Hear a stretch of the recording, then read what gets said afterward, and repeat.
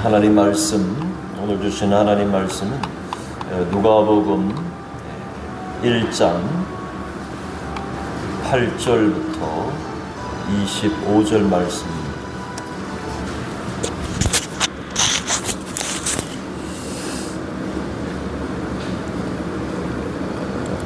누가복음 1장, 오늘부터 누가복음이 시작하는데요. 25절 말씀까지 우리 5절부터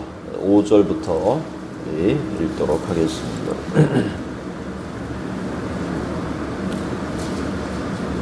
5절부터 25절까지. 유대왕 헤롯 때에 아비야 반열에 제사장 한 사람이 있었으니 이름은 사가랴요. 그의 아내는 아론의 자손이니 이름은 엘리사벳이라.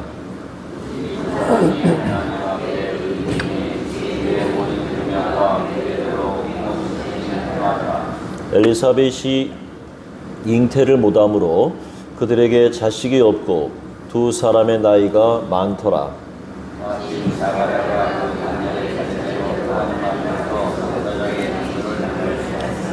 제사장의 전례를 따라 제비를 뽑아 주의 성전에 들어가고 분향하고 주의 사자가 그에게 나타나 향단 우편에 선지라. 천사가 그에게 이르되 사가랴여 무서워하지 말라. 너의 간구함이 들린지라. 네 아내 엘리사벳이 네게 아들을 낳아 주리니 그 이름은 요한이라 하라.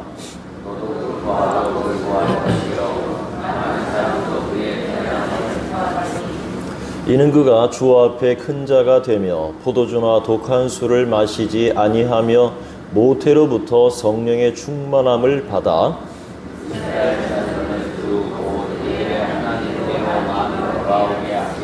그가 또 엘리야의 심령과 능력으로 주 앞에 먼저 와서 아버지의 마음을 자식에게 거스르는 자를 의인의 슬기에 돌아오게 하고 주를 위하여 세운 백성을 준비하리라.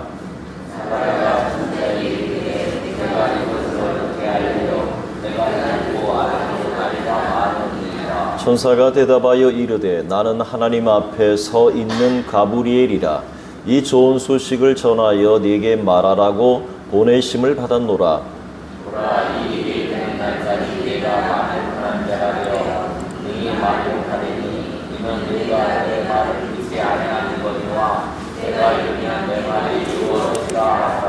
백성들이 사가랴를 기다리며 그가 성전 안에서 지체함을 이상히 여기더라.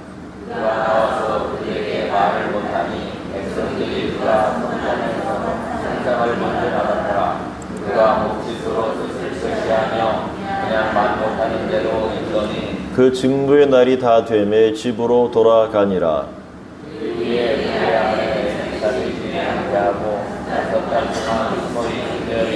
함께 하겠습니다. 주께서 나를 돌보시는 날에 사람들 앞에서 내 부끄러움을 없게 하시려고 이렇게 행하심이라 하더라. 아멘. 네, 불신, 믿지 않는 이 불신은 하나님을 기쁘시게 하지 못하죠. 예수님이 부활을 목격하지 못했던 도마가 말했죠. 내가 그의 손의 못자국을 보며 내 손가락을 그 못자국에 넣으며 내 손을 그 옆구리에 넣어보지 않고는 믿지 아니하겠노라. 이렇게 말을 했습니다. 8일이 지났습니다. 그리고 예수님께서 제자들을 찾아오셨습니다. 그때 너에게 평강이 있을지어다 이렇게 말씀하신 예수님께서 도마에게 특별히 말씀하셨죠. 네 손가락을 이리 내밀어 내 손을 보고 내 손을 내밀어 내 옆구리에 넣어봐라. 그리하여 믿음 없는 자가 되지 말고 믿는 자가 되라. 이렇게 예수님께서 도마를 세우시는 모습을 보게 됩니다. 2차 세계대전 때 에드윈 오어라는 목사님이 군목으로 어느 섬에 근무할 때 있었던 일입니다. 한 젊은 대위가 오더니 하는 말이 요즘 목사님 참 인기가 좋죠. 그러자 그런데 자네는 왜 예수를 믿지 않는가 이렇게 물었습니다. 그랬더니 그가 말했습니다. 하나님이 보이지 않고 증거가 없기 때문에 믿지 않습니다. 이렇게 대답합니다. 그때 목사님이 물었습니다. 그럼 자네는 모든 것을 다 아는가? 아니요, 그랬습니다. 그랬더니 그럼 자네가 10%를 안다고 치자. 그러면 나머지 90%의 모르는 세계 속에 하나님이 계시다면 어떻게 하겠는가? 그때 그 병사는 아무 말도 하지 못했다고 얘기합니다. 우리는 하나님이 하시는 일을 10%도 알 수 없습니다. 즉 10개 중에 1개도 다 모르는 것이죠. 그렇다면 내가 모르는 중에도 하나님의 일은 지금도 진행되고 있다는 사실입니다. 오늘 말씀은 가장 큰 구약의 지도자인 엘리야의 선지자의 심령과 능력으로 예수님의 길을 준비한 주 앞에서 큰 자라라고 그렇게 일컬어지는 세례 요한의 출생의 비밀을 오늘 말씀하고 있습니다. 누가는 세례 요한의 출생과 그리고 예수님의 탄생의 비밀을 서로 이렇게 2장에서 서로 이렇게 대조시키고 있는 것을 보게 됩니다. 서로 비교하죠. 그래서 다른 복음서보다 가장 많은 부분을 할애해서 이 두 사건을 소개하고 있습니다. 이것은 이 이야기들이 들려주는 의미가 얼마나 큰지를 알 수가 있는 대목이죠. 세례 요한의 부모였던 제사장 사가랴 그리고 어머니 엘리사벳은 주의 모든 계명과 그리고 하나님이 말씀하신 규례대로 흠이 없이 행동했던 그러한 하나님 앞에 의인들이었습니다. 그런데 마침 사가랴가 그 반열의 차례대로 하나님 앞에서 제사장의 직무를 행하게 됩니다.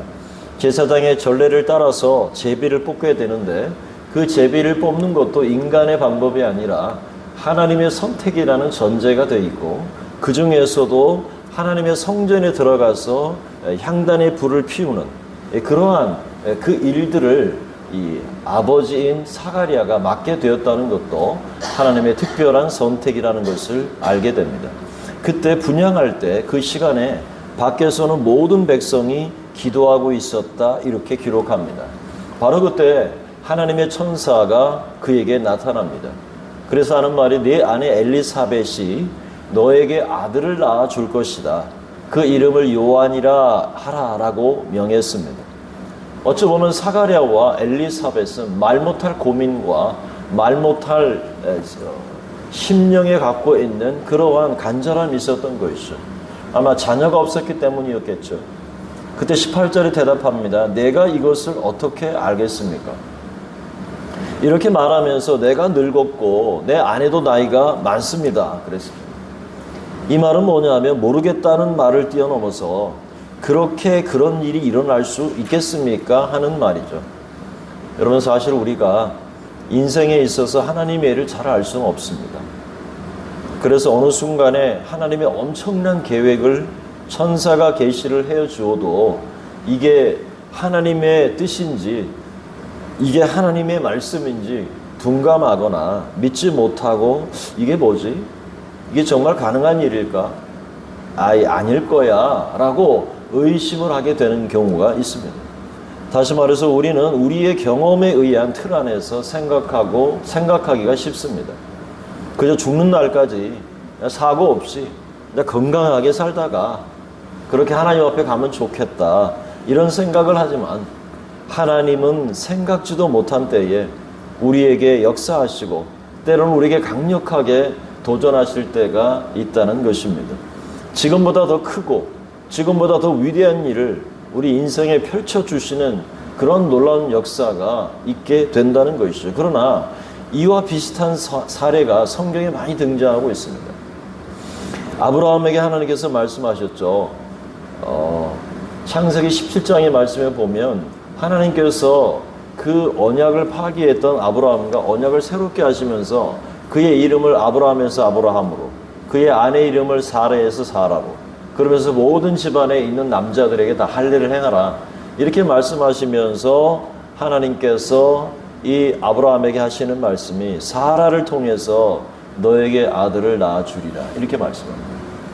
그래서 18장에 가면은 마므레 상수리 숲을 아래에 앉아있던 그 아브라함에게 하나님의 세 천사가 사람의 모양을 하고 방문하게 되죠. 그때 우연찮게 그들을 집안으로 들여서 극진하게 섬겼던 그 아브라함에게 이렇게 말합니다. 내년 이맘쯤에 너의 아내 사레에게 아들이 있을 거다. 그랬더니 그 장막 뒤에서 그 이야기를 듣고 있던 사레가 뭐라고 말합니까? 웃기네. 모두가 비웃었습니다. 아브라함도 믿지 않았고 그리고 사라도 모두 비웃었습니다. 또 여러분, 하나님께서 80세의 모세를 부르시고 말씀하셨죠. 그는 희망이 없이 그저 미디안의 광야에서 살다가 죽으려고 작정했습니다. 그런데 하나님께서 그에게 가시떨기 나무에 나타나셔서 하는 말이 내가 너를 통해서 내 민족을 구원할 것이다. 그렇지만 여러분, 모세의 나이가 80입니다. 그러니 이제 와서 하나님 뭘 하시겠습니까? 희망도 없습니다. 내 나이가 80입니다. 열정도 없습니다. 능력도 없습니다. 볼 것 없고 늙었는데 어떻게 이런 일이 있을 수 있습니까? 여러분, 이것이 바로 인간의 생각입니다. 오늘 하나님께서 선사를 통해서 사가랴에게 말씀하십니다. 그가 이스라엘 자손을 곧 그들의 하나님께로 많이 돌아오게 하겠습니다. 하나님의 천사가 그러한 위대한 말씀을 하시면 여러분, 우리는 어떻게 해야 됩니까? 아멘 하면 됩니다. 아멘. 내가 이해가 안 가고 잘은 모르겠지만 아멘이라고 하면 되는 것이죠. 그런데 나의 처지나 환경과 그리고 내 모습 속에서 우리가 하나님의 말씀을 받아들이지 못할 때가 많은데, 그러나 하나님께서는 뭐라고 말씀하시냐면 이사야 55장 8절부터 10절 말씀에 보면 이는 내 생각이 너희의 생각과 다르며 내 길은 너희의 길과 다름이니라. 여호와의 말씀이니라. 이는 하늘이 땅보다 높음 같이 내 길은 너희의 길보다 높으며 내 생각은 너희의 생각보다 높음이니라. 이는 비와 눈이 하늘로부터 내려서 그리로 되돌아가지 아니하고 땅을 적셔서 소출이 나게 하며 싹이 나게 하며 파종하는 자에게 종자를 주며 먹는 자에게는 양식을 줌과 같이 내 입에서 나가는 말도 이와 같이 헛되이 내게로 되돌아오지 아니하고 나의 기뻐하는 뜻을 이루며 그리고 내가 보낸 일에 형통함이니라. 이렇게 말씀합니다. 여러분, 하나님의 말씀은 인간의 생각과 우리의 이해를 뛰어넘습니다. 그래서 하나님의 말씀은 성취된다는 말입니다. 그래서 10절에 보면 비를 내려서 헛되게 돌아가지 않는 것처럼 하나님의 말씀이 헛되게 돌아가지 않는다. 그러므로 하나님의 말씀은 반드시 이루어진다는 것이죠. 여러분, 하나님의 말씀은 직진만 있습니다. 하나님 말씀은 후퇴가 없습니다. 이 말씀이 꼭 우리의 기회 앞에 찾아오는 것처럼 기회로 다가오고 이 말씀은 절대 되돌아가지 않기 때문에 직진하는 이 말씀 앞에 우리는 어떻게 우리 자신을 세워가는가가 중요합니다. 예레미야 33장 2절의 말씀에도 예레미야가 시위대 뜰에 갇혀 있을 때 하나님의 음성을 듣습니다. 이를 행하시는 여호와, 그것을 만들며 성취하시는 여호와, 그의 이름을 여호와라 하는 이가 이와 같이 이르시니 너는 내게 부르짖으라.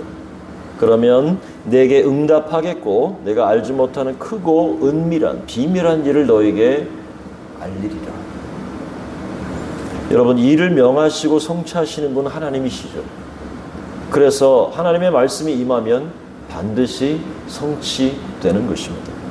여러분, 하나님의 말씀을 불신한 사가랴는 어떻게 되었습니까? 20절 말씀에 보면 믿지 않았기 때문에 말씀대로 요한이 출생하는 날까지 어떻게 된다고요? 말을 못하게 된다. 말 못하는 신세가 되는 겁니다.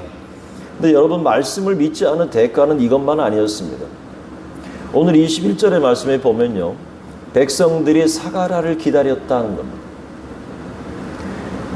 그가 성전 안에서 안 나오니까 이상하게 생각한 겁니다. 그래서 밖에 있는 백성들이 기다립니다. 그런데 나와서 딱 보니까 이상한 겁니다. 어버버버 하면서 말도 못하죠. 그냥 어리둥절하고 멀뚱멀뚱했죠. 손짓과 발짓을 하는데 아무 말도 못하고 있는 그 사가랴의 모습을 보고 백성들이 이상했던 거죠.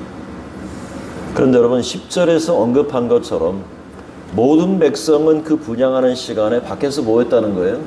기도하고 있었다는 거예요. 여러분, 이 내용을 우리가 이 본문의 상황을 이해할 필요가 있습니다. 왜 제사장이 분향을 마치고 나오기까지 기다렸는가 하는 겁니다. 미시나의 기록을 보면요, 제사장이 이렇게 성전에 들어가서 분향하고 난 후에 나와서 그 성전 계단에 주랑이 있고 그 성전 계단의 앞에 서서 이렇게 축복하는 겁니다. 여호와는 내게 복을 주시고 너를 지키시기 원하며, 여호와는 그 얼굴을 내게 비추사 은혜 베푸시기 원하며, 여호와는 그 얼굴을 내게로 향하여 드사 평강 주시기를 원하노라. 이렇게 백성들이 마음을 다 가지고 있으면서 그 축복을 기다리고 있는 겁니다. 그런데 그 축복을 기다리고 있는 백성들에게 사가랴가 나와서 아무 말도 하지 못하는 거예요. 그러고 있으니까 백성들이 이상하게 여길 뿐만 아니라 사가랴는 제사장으로서의 그 사명을 정지당한 것처럼 아무 말도 하지 못하고 마치 말도 못하는 그냥 벙어리처럼 되어서 딱 나오게 된 겁니다. 불신의 대가는 말씀이 이루어질 때까지 말을 못하는 것뿐만 아니라 제사장으로서의 직분도 하지 못하게 되었다는 사실입니다. 여러분, 우리는 무엇을 깨닫습니까? 사가랴처럼 흠이 없이 행하고 하나님 앞에 의인일지라도 자신의 생각과 그 이성으로 납득되지 않으면 믿지 않으려고 한다는 거예요. 겉으로 볼 때는 아무 문제가 없습니다. 우리도 신앙생활 할 때에 그냥 우리가 합리적으로 그냥 상식적으로 우리가 신앙생활 하는 것 아무 문제가 없습니다. 그런데 때로는 하나님이 정면으로 우리에게 다가오셔서 우리가 납득되지 않은 일을 원하신다든지 아니면 하나님께서 이해할 수 있는 방법으로 우리에게 뭔가를 말씀하실 때는 우리의 이성적 판단이 거기까지입니다. 안 돼라는 겁니다. 이러한 모습들이 나타나는 거죠. 여러분, 우리의 생각을 말씀 앞에 내려놓으시기를 바랍니다. 말씀 앞에 순종하고 복종하는 삶을 살아서 정말 하나님이 주신 그 사명, 우리에게 주신 그 부르심의 목적을 따라서 정말 하나님의 뜻을 이루어갈 수 있는 저와 여러분이 될 수 있기를 소원합니다. 그런데 더 놀라운 사실은 이런 불신 속에서도 하나님의 역사는 멈추지 않는다는 겁니다. 인간이 막아서고 인간이 아니라고 말해도 말씀이 떠난, 입에서 떠난 하나님의 말씀은 그냥 직진입니다. 결국 역사가 성취됩니다. 그리고 불임으로 고통받던 엘리사벳은 하나님의 은혜로 특별한 영예와 복을 받게 됩니다. 사실 오늘 말씀은요, 제사장 사가랴보다는 이 그의 아내 엘리사벳에 초점을 두고 있습니다. 이 말씀 전체가 그렇습니다. 하나님께서 제사장 사가랴에게 나타나신 것은 이유가 있습니다. 바로 그의 아내가 불임이었기 때문에. 아이를 낳지 못했습니다. 이상하지 않습니까? 두 사람은 흠결이 없는 조상을 뒀을 뿐만 아니라 하나님의 뜻에 일치하는 삶을 살았습니다. 사가랴와 엘리사벳은 제사장 가문이었습니다. 조상 대대로부터 믿음이 견실했습니다. 그리고 그들의 삶조차도 의롭다 할 만큼 윤리적으로나 도덕적으로나 깨끗했을 뿐만 아니라 많은 사람에게 모델이 되는 삶을 살았습니다. 그런데 하나님께 순종하는 이 제사장 부부에게 자녀가 없다. 불임이라는 소식은 충격입니다. 이 두 부부가 얼마나 당혹했겠습니까? 그리고 체면이 있지. 하나님 앞에 잘 섬기면 하나님께서 그 태를 여시고 자녀를 생산케 하신다는 것이 하나님의 복인데, 이렇게 가문으로 보나 그들의 삶으로 보나 그들의 행실로 보나 그들의 위치로 보나 그들의 지위로 보나 아무것도 흠잡을 데 없는데 그들에게 자녀가 없다. 이런 사실이 이 두 사람의 마음을 괴롭혔던 겁니다. 하지만 비극의 상자 속에는 그 비극을 해결하는 씨앗이 들어있다는 사실을 이해한다면 아브라함에게, 그리고 사라에게, 한나에게 자식을 주셨던 하나님만이 인간의 그 자궁을 주관하고 관장한다는 사실을 믿게 될 겁니다. 분명한 것은 사가랴도 엘리사벳도 늙어서 임신할 수 없는 상황임에도 불구하고 하나님께서 주의 오실 길을 준비했던 만 백성을 그리스도 앞으로 인도할 그 이방의 빛으로 부름받았던 그 요한을 낳기 위해서 그 부부가 택함을 받았다고 하는 사실입니다. 경건하고 의로운 삶을 살아갔던 제사장 사가랴와 엘리사벳, 불임의 고통과 수치 가운데 신음하고 고통하고 있는 이 두 노부부에게 하나님은 그들의 삶을 외면하지 않으시고 그들의 추락한 명예를 일으켜 세우시는 그러한 하나님께서 친히 그들의 삶을 회복시켜 주시고 복을 주셨다고 하는 사실입니다. 1장 25절의 말씀에 보면 주께서 나를 돌보시는 날에 사람들 앞에서 내 부끄러움을 없게 하시려고 이렇게 행하심이라. 그리고 나중에 후반부에 보면 하나님께서 내게 긍휼을 베푸셨다라고 이 엘리사벳이 찬송하고 있는 것을 보게 됩니다. 여러분, 이것이 하나님의 은혜입니다. 여러분, 하나님은 결단코 하나님 앞에서 말씀을 따라 순종하며 믿음으로 그 경건한 삶을 살아가는 오늘 우리를 외면하지 않으신다는 사실입니다. 반드시 하나님께서 문제를 해결해 주실 뿐만 아니라 주를 위한 삶을 살아갈 수 있도록 하나님께서 우리를 사용해 주신다는 사실을 여러분 믿고 나아갈 수 있기를 축복합니다. 이제 말씀을 맺겠습니다. 여러분, 제사장 사가랴와 그의 아내인 엘리사벳은 하나님 앞에 의인이었고 그리고 주의 모든 계명과 규례대로 흠이 없이 행동했습니다. 신앙의 아름다운 본이 되는 삶을 살았습니다. 그러나 그들에게는 자녀가 없었습니다. 불임이라고 하는 그 환경 속에서 고통하고 말 못할 사정으로 하나님께 기도했습니다. 여러분, 저희가 결혼을 하고 8년이 한 7, 8년이 되도록 자녀가 없었습니다. 이상한 소문이 돕니다. 목사님하고 사모님이 믿음이 없어서, 기도하지 않아서, 이렇게 이상하게 뒤틀어가지고 성도들이 쑥쑥 되는 거예요. 얼마나, 자식이 없는 것도 서러운데, 기도가 부족해서, 기도를 안 해서, 이렇게 이야기하는 그런 이야기들을 하고 있다는 거예요. 이게 얼마나 답답하겠어요. 그런데 한 7년 반 되고 나서 하나님이 마지막에 우리가 포기하려고 하는데, 근데 마지막 하나님께서 딸을 주시더라고요. 제가 이 제사장 사가랴와 엘리사벳의 마음을 저는 이 반도 채 못 느끼겠지만 그런 마음을 이해할 수 있을 것 같았어요. 이 말씀을 준비하면서. 정말 얼마나 난처했어요. 완벽한 가문. 누가 보더라도 존경하는 가문. 그렇게 하나님 앞에 신실한 삶을 살아가는 그러한 이 두 부부에게 자식이 없다. 그 불임 때문에 보이지 않는 고통 속에서 아마 기도했을 겁니다. 그래서 이 가브리엘이 왔을 때 뭐라 그럽니까? 너의 기도를 들으시고 이렇게 말합니다. 그러나 정작 천사 가브리엘이 너의 아내에게 아들이 있을 것이라 하는 말씀에는 믿음으로 반응하지 못했습니다. 불신했습니다. 여러분, 제사장 사가랴는 이성적인 사람이었습니다. 그의 불신은 제사장의 축복할 사명까지도 가로막았습니다. 그럼에도 불구하고 하나님 앞에 의인이었고 주의 모든 계명과 규례대로 흠이 없이 행동해서 하나님 앞에 그런 삶을 살았던 두 사람을 하나님 기억하시고 예수님의 오실 길을 예비할 그 요한을 보내시는 축복의 통로가 되게 하셨다는 사실입니다. 이것이 바로 하나님의 놀라운 은혜이고 우리의 생각보다 하나님의 생각이 더 높고 크신 이유입니다.